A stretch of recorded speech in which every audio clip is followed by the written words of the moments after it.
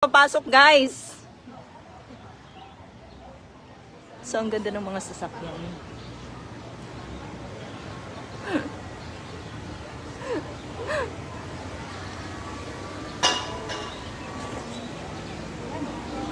Oh, sorry. Tumitingin lang kami guys ng mga dapat tingnan. Anong bibilhin natin? Drinks na lang.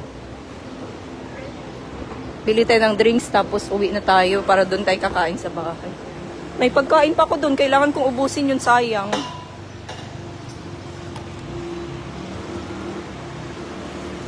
Saan ba yung daan?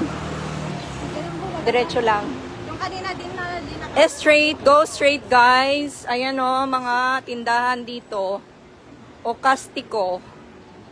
Yan guys, yung mga Chinese na mga food here. So, kita nyo guys.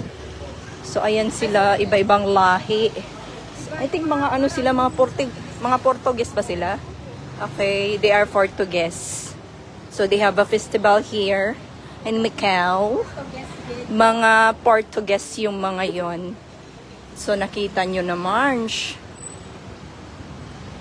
Portuguese. Marami palang Portuguese dito.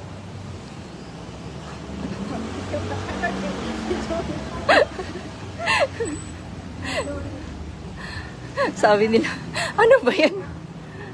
Oh, kasama. Ang gaganda ng mga sasakyan dito, guys. Kita nyo, guys, ang gaganda, oh. Ang ganda ng mga sasakyan. So, straight lang. So, straight. Straight. Go straight hanggang sa dulo. Sa dulo ng walang hanggan. Naglalakad kami ni Zai.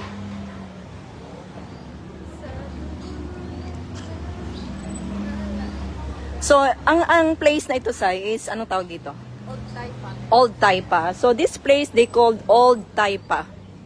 So, yung paypay, kung gusto dasal ng temple. Paisan. Marunong ako magdasal sa temple. Paisan. Oo. So, ayan, guys. Ang cute naman ng mga shops dito, guys. Ayan, oh. Ayan, oh.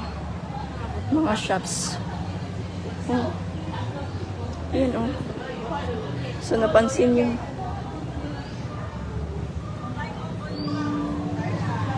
Laila. Pusa. Oh, mga damit. Kung gusto mo madamit pang winter. Oh, gusto mong pasalubong. Kaso lang hindi mapasok sa bagyan. Mahal-mahal. 20 kilos lang ang libre. Diyos ko po.